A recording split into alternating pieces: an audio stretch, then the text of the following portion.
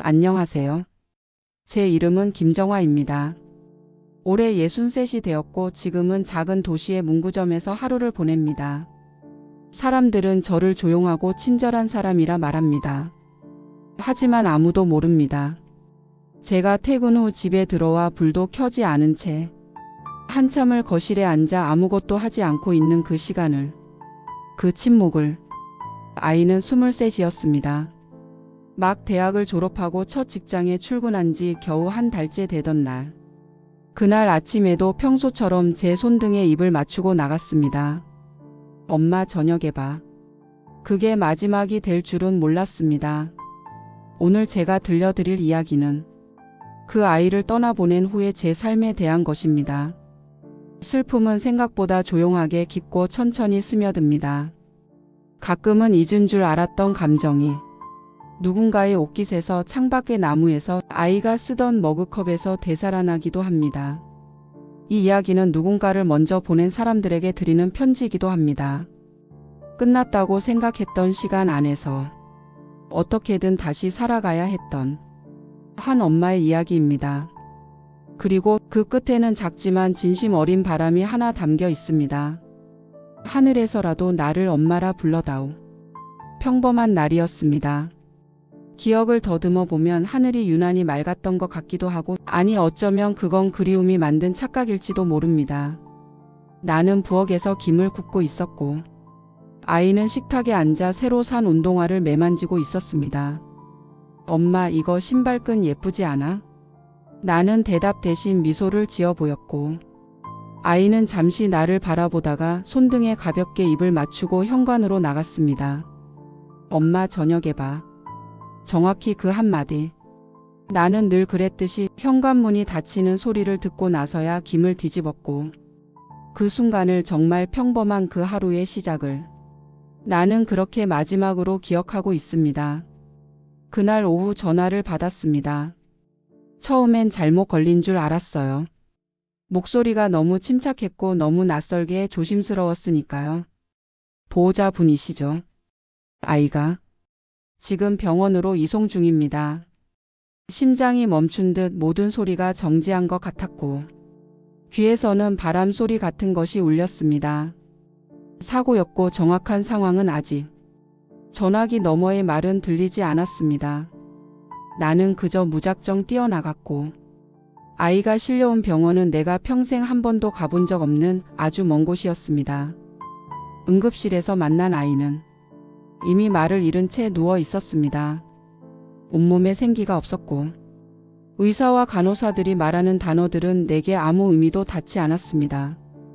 두부 손상, 출혈량, 의식이. 나는 그 모든 말을 가르고 아이의 손을 잡고 흔들었습니다. 엄마야. 엄마 왔어. 엄마 여기 있어. 아이는 움직이지 않았고 나는 그날 밤부터 기도라는 것을 처음 배웠습니다. 다음 날 아침 의사는 조용히 내게 말했습니다. 회복 가능성은 희박합니다. 뇌사 판정을 준비하셔야 합니다.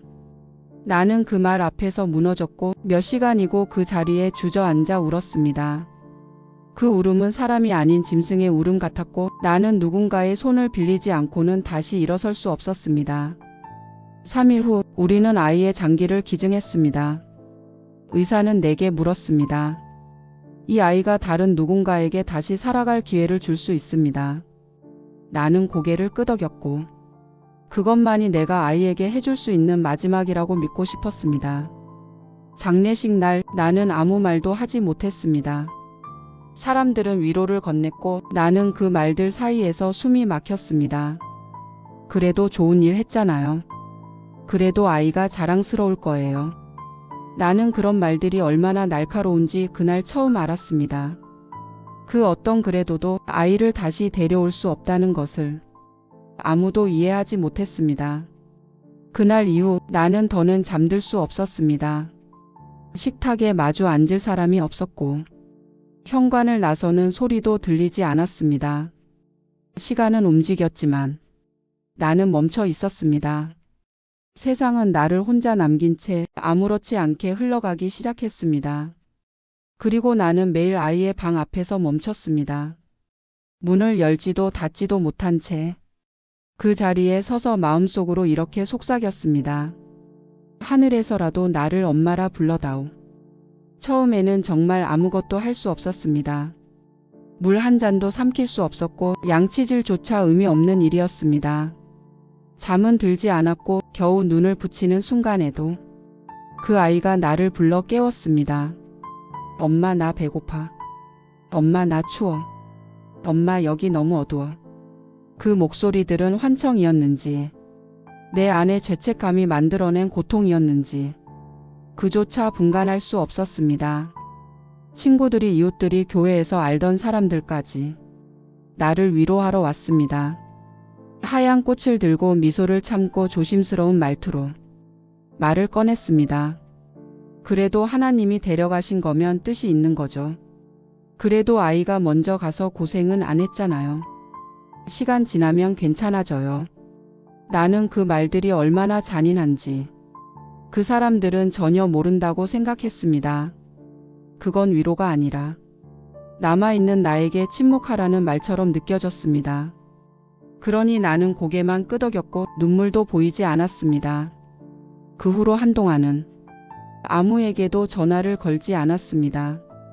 누가 전화를 해도 받지 않았고 문자 메시지도 읽지 않았습니다. 문 앞에 놓인 반찬통이 누군가의 정성임을 알아도 그 손길에 감사한 마음을 느끼지 못했습니다. 식탁은 늘 한 자리 비워져 있었고 냉장고 속 식재료는 썩어갔습니다. 나는 그저 생존처럼 하루를 지나고 다시 그 아이의 방 앞에 서 있었습니다. 방은 그대로였습니다. 책상 위에 놓인 연필, 머리맡에 걸린 이어폰, 심지어 입고 나간 옷이 걸려있던 옷걸이까지 그대로. 나는 문을 열어두지도 닫지도 못했습니다. 마치 그 문을 닫는 순간 그 아이와 나 사이의 연결까지 끊어질 것 같아서 그 문 하나가 나를 버티게 해주었습니다. 남편은 조용했습니다. 말이 없는 사람이라 생각했지만 그 시기에는 유난히 더 조용했습니다. 같은 집에 살고 있었지만 서로가 서로를 외면한 채 아무 말 없이 거실을 지나가곤 했습니다. 어느 날 밤 남편이 작은 소리로 말했습니다. 그 방 정리해야 하지 않을까? 그 말 한마디에 나는 처음으로 소리 지르듯 말했습니다. 왜? 벌써 잊었어? 그렇게 쉽게 잊을 수 있어? 당신은 정말 아무렇지도 않니? 그 순간 남편의 얼굴이 일그러졌습니다. 잊을 수 있으면 좋겠지. 내가 매일 그 아이 사진 앞에서 우는 거 당신은 몰라. 그때 알았습니다. 상실의 방식은 사람마다 다르다는 것을. 누군가는 침묵으로 슬퍼하고 누군가는 분노로 애도한다는 것을. 그러고도 우리는 서로 며칠간 말을 하지 않았습니다.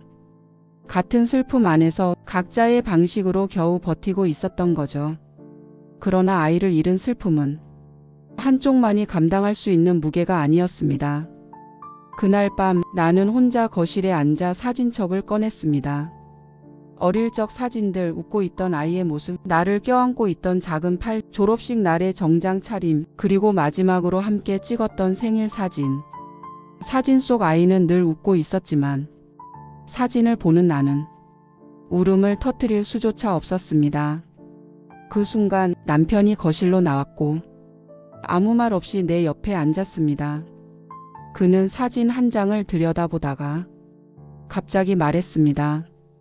정화야, 나도 너무 무섭다. 그 말이, 그 짧은 말이 내 심장을 흔들었습니다. 우리는 같이 잃은 사람들이었고 같이 잊지 못하는 부모였습니다. 시간은 약이 아니라 그저 살아가야 할 이유를 조금씩, 아주 조금씩 찾아가는 과정이라는 것을 그때 처음 알게 되었습니다. 아이는 없지만 나는 여전히 엄마입니다. 그 이름은 누구에게 불리지 않더라도 내 안에서 평생 지워지지 않을 이름이었습니다. 하늘에서라도 나를 엄마라 불러다오. 아이는 이 세상에 없는데 세상은 여전히 너무 멀쩡하게 굴고 있었습니다. 시장에서 들리는 웃음소리, 버스 안에서 떠들어대는 학생들, 동네 약국 앞을 지나가며 오늘도 좋은 하루 되세요라고 인사하는 소리. 그 모든 일상이 나에겐 잔인하게 느껴졌습니다. 왜냐하면 나는 이제 누군가의 엄마로 살 수 없는 사람이었으니까요. 시간이 흘러갈수록 사람들이 나를 대하는 방식도 조금씩 달라졌습니다. 처음엔 조심스럽게, 그 다음엔 살짝 어색하게, 그리고 어느 순간부터는 서서히 멀어졌습니다.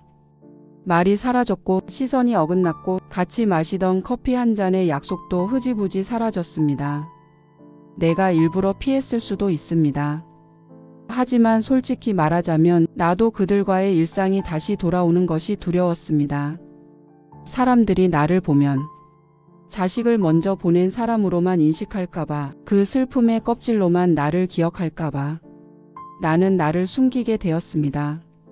동네 마트에 가도 모자를 눌러쓰고 아이와 비슷한 또래를 마주칠까봐 계산대 앞에서도 고개를 숙였습니다.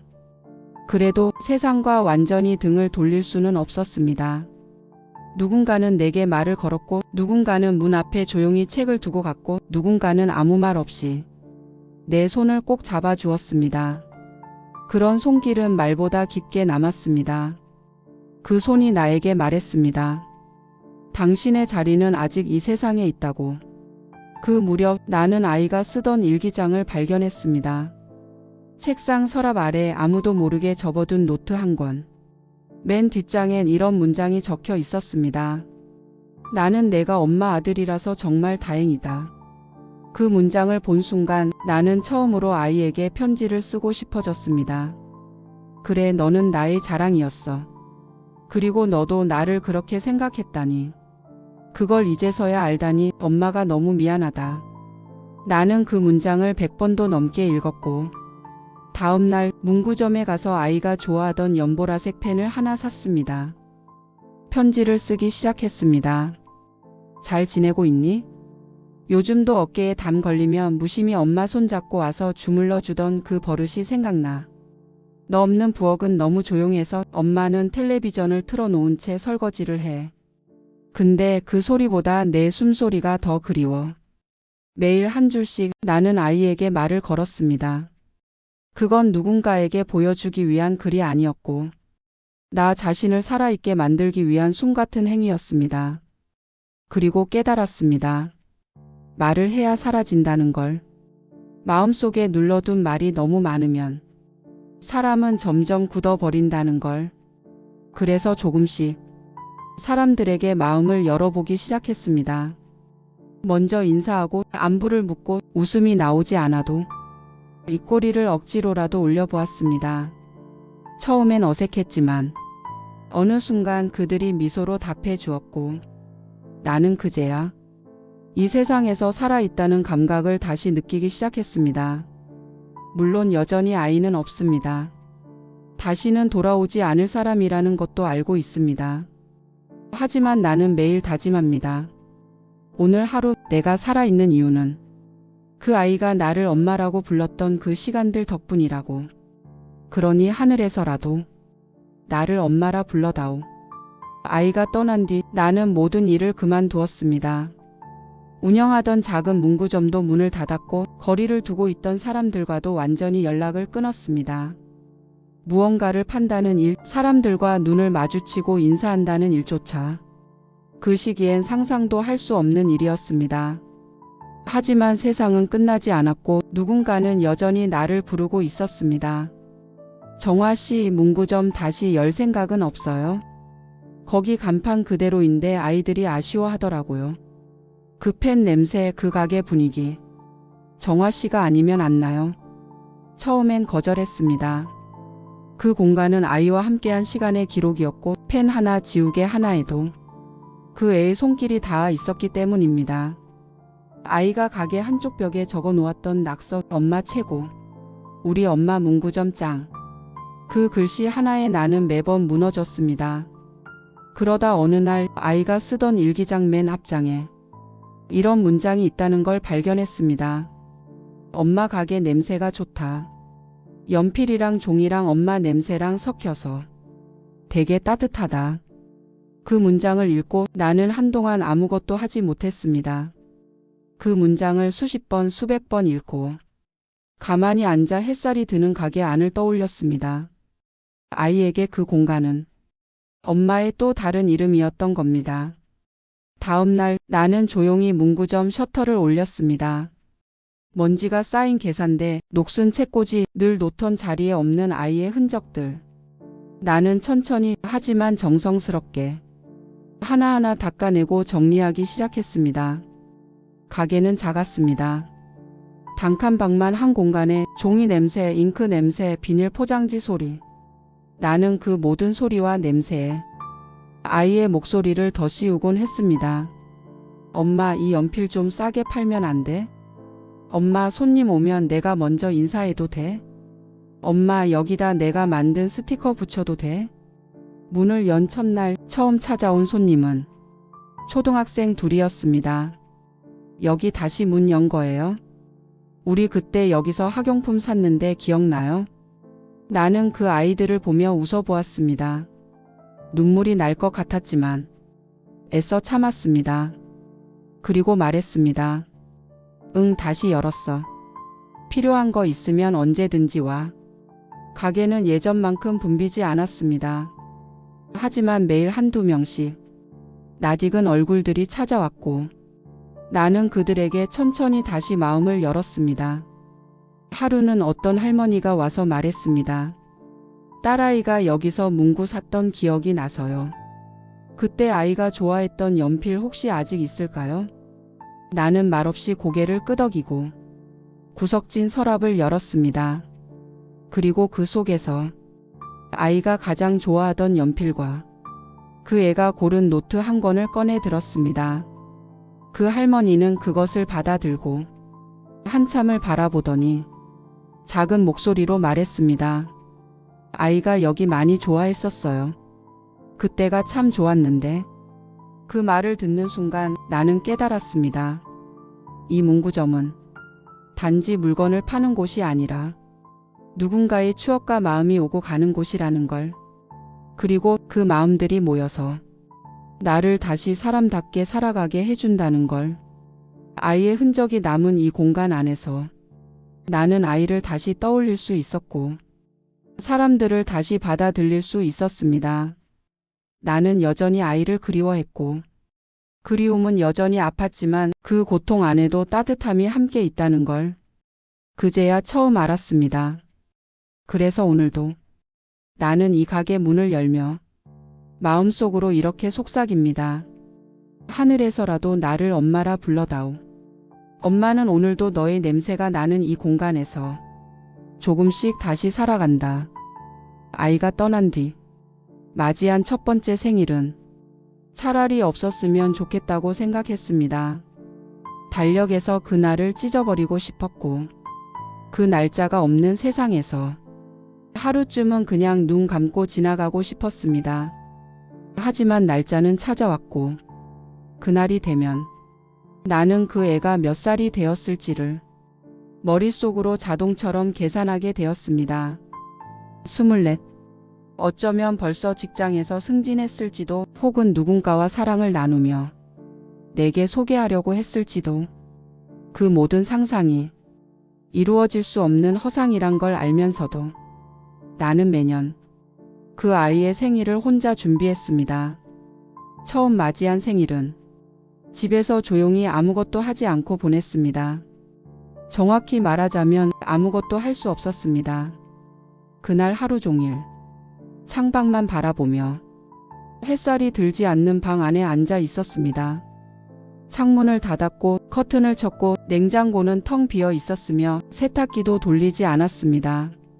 세상이 숨을 쉬는 날에 나는 숨을 멈춘 사람처럼 그저 조용히 존재만 하고 있었습니다. 그러다 다음 해에는 작은 케이크를 하나 샀습니다. 초는 올리지 않았습니다. 불을 끄는 것도 소원을 비는 것도 모두 나 혼자서 하기는 너무도 쓸쓸했으니까요. 그저 조용히 생일 축하해 그 한마디를 속삭이며 아이가 좋아하던 바닐라 케이크를 조각 내어 접시에 올렸습니다. 그리고 그 다음 해 나는 아이의 방에 작은 꽃병을 놓았습니다. 아이 방에 꽃을 놓는다는 건 오랜 시간 마음속에서 싸워야 했던 일입니다. 그 공간은 그대로 남겨둬야 한다는 고집과 그래도 지금 이 순간을 기억해야 한다는 현실 사이에서 나는 조용히 아주 조심스럽게 흰 국화를 꽂았습니다. 그 순간 문득 이런 생각이 들었습니다. 이 꽃은 아이를 위한 것일까? 아니면 아이를 잃은 나를 위한 것일까? 누군가 내게 물었습니다. 아직도 생일을 챙겨요? 나는 잠시 침묵하다가 조용히 대답했습니다. 아니요. 그 아이가 살아있다면 생일이겠지만 지금은 그 아이가 남긴 시간이니까요. 그 아이가 태어난 날이니까요. 그리고 그날은 내가 다시 엄마로 존재하게 되는 날이기도 했습니다. 살아있는 누구도 더 이상 나를 엄마라 부르지 않지만 그 아이가 태어난 날만큼은 세상이 잠시 내게 다시 그 이름을 돌려주는 것 같았습니다. 그 이름, 엄마.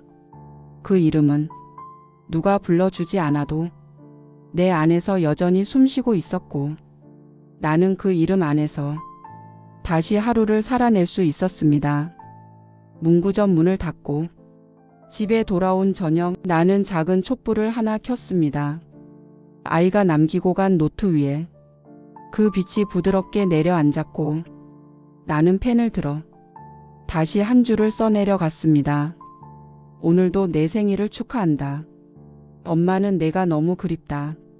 그날 밤 창밖에 눈이 내렸습니다. 하얗고 조용한 풍경 속에서 나는 아이의 미소를 떠올렸고 그 아이의 손을 잡고 걷던 어느 겨울날의 기억이 떠올랐습니다. 엄마 눈사람 만들자. 엄마 손 시려워. 엄마 나 넘어졌어. 그 모든 소리가 다시 귓가에 살아났고 나는 울지 않았습니다. 그 대신 천천히 웃었습니다. 눈처럼 고요한 그리움도 결국엔 따뜻한 기억으로 남는다는 걸 조금은 알게 되었기 때문입니다. 그래서 오늘도 나는 마음속으로 그 아이에게 속삭입니다. 하늘에서라도 나를 엄마라 불러다오. 그 한마디만으로도 나는 살아갈 이유가 되어 처음엔 그 아이가 내 삶의 전부라고 생각했습니다. 그러니까 아이를 잃고 나서 삶의 전부를 잃은 기분이 드는 건 당연한 일이었는지도 모르겠습니다. 아이를 키운다는 건 하루하루를 조각처럼 쌓아가는 일이었습니다. 울음을 달래고 손을 잡아주고 먼지를 털어주고 다시 일으켜 세우는 일. 그게 반복되다 보면 엄마라는 존재는 언젠가부터 자신이 누구였는지도 잊어버리게 됩니다. 나는 아이에게 모든 걸 줬습니다. 잠, 시간, 젊음, 내 미래. 그리고 한 번도 후회하지 않았습니다. 그런데 아이가 떠난 후 그 모든 게 사라진 듯한 허전함 속에서 나는 스스로에게 이렇게 물었습니다. 나는 이제 누구지? 아이 없이 나는 뭘 할 수 있지? 이 삶에 내가 남아 있어도 되는 걸까? 문구점 일을 다시 시작하면서 조금씩 삶의 궤도는 돌아왔지만 마음은 여전히 바닥 가까이에 있었습니다. 그러던 어느 날 가게에 중학생 여자아이가 찾아왔습니다. 그 아이는 계산을 마치고도 나가지 않고 카운터 앞에 조용히 서 있었습니다. 이거 쓰다 남은 노트인데 드릴까요? 내가 그렇게 물었더니 그 아이가 수줍게 웃으며 말했습니다. 아니에요. 그냥 여기 있으면 좋았어요. 가게 냄새도 좋고 조용해서요. 그냥 엄마랑 같이 있던 느낌이에요. 나는 깜짝 놀랐습니다. 그 말 한마디에 가슴이 쿵 하고 내려앉았습니다. 그 아이는 떠난 내 아이와 같은 또래였고 말투도 눈빛도 어딘가 닮아 있었습니다. 그 순간 나는 깨달았습니다. 내가 그 아이를 키웠던 게 아니라 그 아이가 나를 엄마라는 사람으로 만들어주고 있었던 것이라는 걸. 아이에게 밥을 해주고 빨래를 개어주고 학교 앞까지 데리러 가고 밤새 열이 나는 이마에 손을 얹고 무릎을 베개 삼아 그림책을 읽어주던 그 모든 시간들. 사실은 내가 아이를 지켜낸 게 아니라 그 시간들이 나를 사람답게 살아가게 했던 거였습니다. 아이가 떠난 뒤에도 그 아이와 나눈 시간은 내 안에서 자라고 있었고 그 시간들이 나를 다시 일으켜 세우고 있었습니다. 나는 더 이상 아이를 잃은 사람으로만 남고 싶지 않았습니다. 나는 그 아이와 함께 살아낸 시간을 기억하는 사람이고 그 시간 덕분에 오늘을 살아내는 사람이었습니다. 그날 밤 나는 오랜만에 가족 사진첩을 꺼냈습니다. 가족이 함께한 사진은 많지 않았지만 그 중에서도 하나 가장 아끼는 사진이 있었습니다. 아이와 함께 마주 앉아 아무 말 없이 웃고 있는 사진. 사진 속 나는 젊었고 아이의 손을 꼭 잡고 있었습니다. 그 손길이 그리워 나는 한참을 사진 속 내 손을 바라보았습니다. 그리고 그 손을 내 가슴 위에 얹었습니다. 심장이 뛰고 있었습니다. 그 아이를 떠나보내고도 여전히 살아있는 나의 심장이. 그건 아이가 내게 남긴 가장 큰 선물이었습니다. 아이야, 너는 몰랐겠지만 엄마는 너를 키우며 비로소 나를 알아갔단다. 그래서 내가 떠난 지금도 엄마는 여전히 너로 인해 살아가는 중이야. 하늘에서라도 나를 엄마라 불러다오. 엄마는 그 이름으로 오늘도 나를 살아가고 있으니까. 문득문득 나는 계절 속에서 아이를 마주합니다. 봄이 오면 그 애가 처음 유치원에 입학하던 날이 떠오르고 여름이 오면 손잡고 바다로 떠났던 짧은 여행이 떠오릅니다. 가을이면 함께 낙엽을 밟으며 웃던 기억이, 겨울이면 코끝 시린 날 손을 맞잡고 집으로 달려가던 그 감촉이 아직도 생생하게 느껴집니다. 그런 날엔 나는 일을 하다가도 멈춰 서게 됩니다. 거리에 떨어진 노란 은행잎 하나를 한참 동안 바라보다가 이건 분명 아이가 내게 건네는 인사일지도 모른다고 생각합니다. 엄마, 나 여기 있어. 엄마, 나 잘 지내. 엄마, 너도 잘 지내. 사람들은 그런 말들을 환상이라고 부르겠지만 내겐 그것이 세상과 이어지는 방식 중 하나입니다. 아이는 사라졌지만 그 아이가 남긴 시간은, 냄새는, 공기 중의 온도는 아직도 내 곁에 머물러 있기 때문입니다. 작년 가을 아이와 함께 걷던 공원을 다시 찾았습니다. 오랜만이었습니다. 처음엔 발걸음이 떨렸습니다. 그 길을 걷는 것이 그리움이 아니라 죄책감이 될까 봐 두려웠습니다. 하지만 벤치에 앉아 잠시 눈을 감으니 내 옆에 앉아있던 그 아이의 체온이 마치 어제 있었던 일처럼 느껴졌습니다. 엄마, 오늘 바람 따뜻해. 엄마, 저 나뭇잎 모양 이상해. 엄마, 우리 사진 찍자. 그 말들이 내 머릿속에서 맴돌았고 나는 처음으로 핸드폰을 꺼내 혼자 벤치에 앉은 사진을 한 장 찍었습니다. 누군가 보기엔 쓸쓸한 사진이었겠지만 나는 그 안에서 함께 있는 느낌을 받을 수 있었기 때문입니다. 그날 이후로 나는 계절이 바뀔 때마다 아이와 함께 했던 장소를 한 번씩 찾아가기 시작했습니다. 혼자 커피를 마시던 자리, 함께 영화를 보던 극장 앞, 학교 앞 문구점 골목. 그곳들에는 아이의 흔적이 남아 있었고 그 흔적은 내게 잊지 말아줘라는 말처럼 들렸습니다.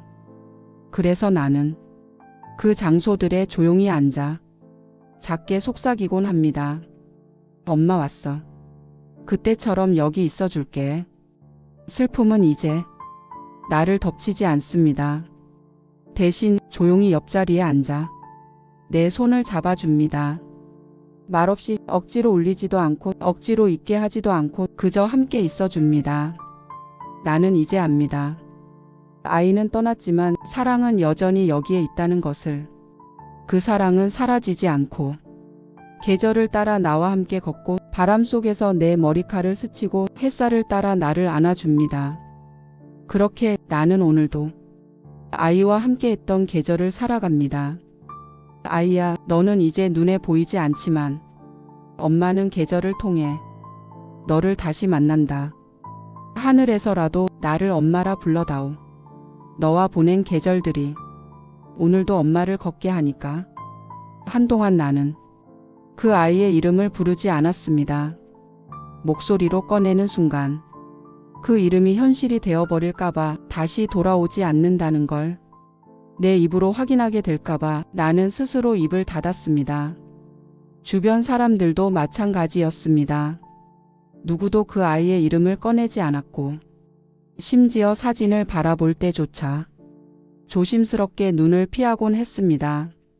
시간이 지나면 그 애가 세상에 존재했다는 흔적조차 조금씩 흐려지는 것 같았습니다.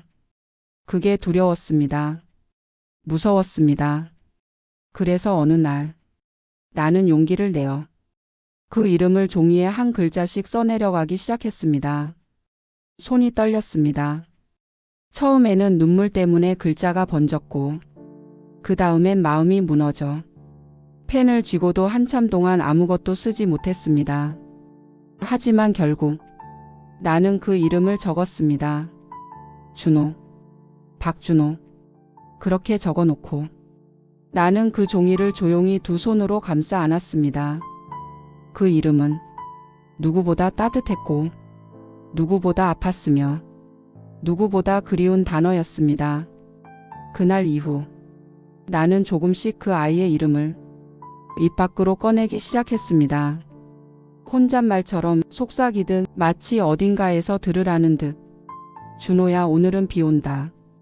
준호야, 이 연필 내가 좋아하던 거야. 준호야, 엄마 아직도 내 꿈 꿔. 처음엔 어색하고 낯설었습니다. 마치 내 마음이 내 말에 놀라는 것처럼 가슴이 쿵쿵 뛰고 목이 잠기기도 했습니다. 하지만 이상하게도 그 이름을 부를수록 내 안에서 무너졌던 무언가가 천천히 다시 자리를 잡기 시작했습니다. 사람들은 말합니다. 죽은 사람 이름은 자주 부르면 안 된다고. 하지만 저는 그렇게 생각하지 않습니다. 잊히는 것이 더 무서운 일이라고. 사라지는 것이 아니라 기억 안에서 천천히 사라지는 건 그게 사랑의 또 다른 방식이라고. 이름은 누군가를 세상에 존재하게 만드는 첫 번째 마법입니다. 그 이름을 부를 수 있다는 건 그 사람을 품에 안는 것과 같고 내 안에 남아 있다는 걸 스스로 증명하는 일이었습니다. 문구점 앞에 붙여놓은 작은 메모장 하나가 있습니다. 당신이 사랑하는 사람의 이름을 적어주세요. 그 위에 아이 이름을 적었습니다. 아무도 모르게 작고 조용히. 누군가는 그것을 보고 누군가는 지나쳤겠지만 나에겐 그것만으로 충분했습니다. 그 이름이 이 세상 어딘가에 다시 적혀 있다는 것만으로도 나는 오늘 하루를 견딜 수 있었습니다. 준호야, 엄마는 이제 너의 이름을 두려워하지 않아. 너의 이름을 부르며 너의 시간 안에서 살아가고 있어. 그러니 하늘에서라도 나를 엄마라 불러다오. 엄마는 너의 이름을 세상에서 가장 따뜻하게 부를 수 있는 사람이니까. 문구점에는 언제부턴가 아이들이 자주 드나들기 시작했습니다. 학교 끝나고 때 지어 들어오기도 하고 혼자 조용히 와서 오래 머무는 아이들도 있었습니다. 나는 그 아이들을 지켜보며 자연스럽게 그 애를 떠올렸습니다. 엄마, 나도 나중에 문방구 주인 하면 안 돼? 내 꿈은 사람들한테 필요한 물건 파는 거야. 그 애는 정말 그랬습니다. 문구점 물건 하나하나에 이름을 붙여주곤 했고 사람들 앞에 나서서 설명하는 걸 좋아했습니다. 내가 아는 그 애의 꿈은 누군가를 웃게 해주는 일, 작은 것을 소중하게 여기는 사람이 되는 일이었습니다. 하지만 그 꿈은 이루어지지 않았습니다. 시간이 그 아이보다 먼저 앞질렀기 때문입니다. 그래서 저는 그 아이가 이루지 못한 마음을 조금이라도 이 세상 어딘가에 남겨두고 싶었습니다. 어느 날 가게에 자주 오던 여자아이가 조심스레 말했습니다. 혹시 여기서 글쓰기 같은 거 배울 수 있을까요? 가끔 여기서 노트에 시를 쓰고 가거든요. 그 말이 이상하게 가슴 깊이 들어왔습니다. 마치 그 아이가 대신 물어본 것 같았습니다. 나는 말했습니다. 글쓰기 말이야? 좋지. 우리 같이 해볼까? 그날 이후 작은 문구점 안에는 글씨를 배우고 생각을 표현하고 꿈을 적어보는 아이들이 하나둘씩 모이기 시작했습니다.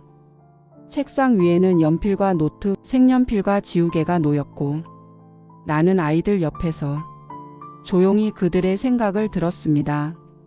나는 커서 요리사가 될 거예요. 나는 혼자 사는 할머니한테 편지를 써드릴 거예요. 나는 친구들이랑 싸웠는데 편지 쓰면 괜찮아질 것 같아요.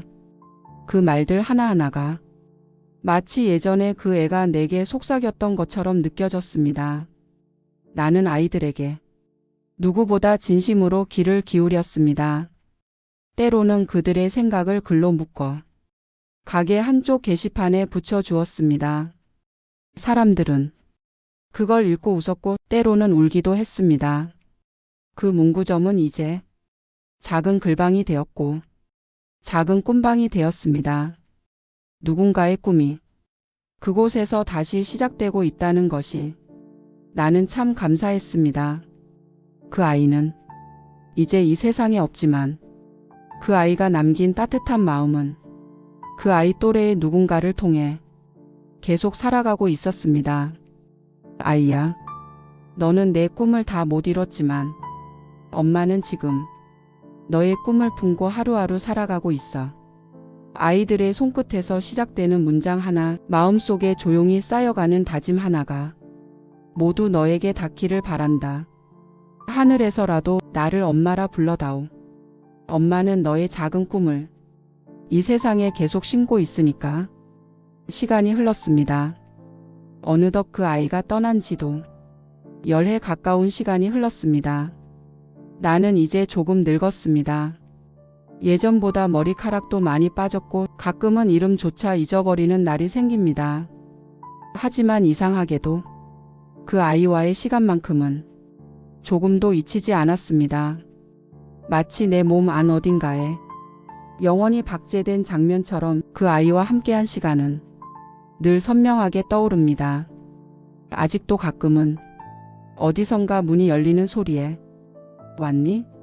하고 돌아보는 날이 있습니다. 어떤 날은 잠결에 준호야 하고 입술을 움직이며 잠에서 깨기도 합니다. 그럴 땐 가슴이 아프기도 하지만 어느새 나는 그런 나를 받아들이게 되었습니다. 그리움이 사라지는 건 아니지만 그리움을 껴안고 살아가는 법을 이제는 조금 알게 되었기 때문입니다. 하루는 문구점 앞을 지나던 중년 부부가 잠시 가게 안을 들여다보았습니다. 여기 아직도 있네. 그러게 우리 아이 여기서 줄자 사줬었잖아. 그 말에 나는 괜히 울컥했습니다. 그 부부의 우리 아이라는 단어가 어쩌면 오래전에 나를 꺼내주는 열쇠 같았거든요. 그날 밤 나는 처음으로 그 아이가 떠난 날부터 지금까지의 이야기를 글로 정리해보기 시작했습니다. 누구에게 보이기 위한 것도 위로받기 위한 것도 아닌 그저 내가 살아온 시간을 스스로 꺼내어 바라보기 위한 글이었습니다. 그 글을 쓰며 나는 참 많은 감정을 되짚었습니다. 후회, 미안함, 억울함, 그 모든 감정 끝에 남은 건 다만 사랑 하나였습니다. 가장 큰 슬픔 뒤에도 남는 건 사랑뿐이라는 걸 나는 그 아이를 통해 배웠습니다. 그래서 이제는 어디선가 아이 또래의 청년을 봐도 마음이 흔들리지 않습니다. 누군가의 눈동자에서 그 아이의 표정을 발견해도 슬픔보다 먼저 웃음이 납니다. 아이는 떠났지만 나의 시간은 계속되고 나는 그 아이의 엄마로 지금 이 순간도 살아가고 있습니다.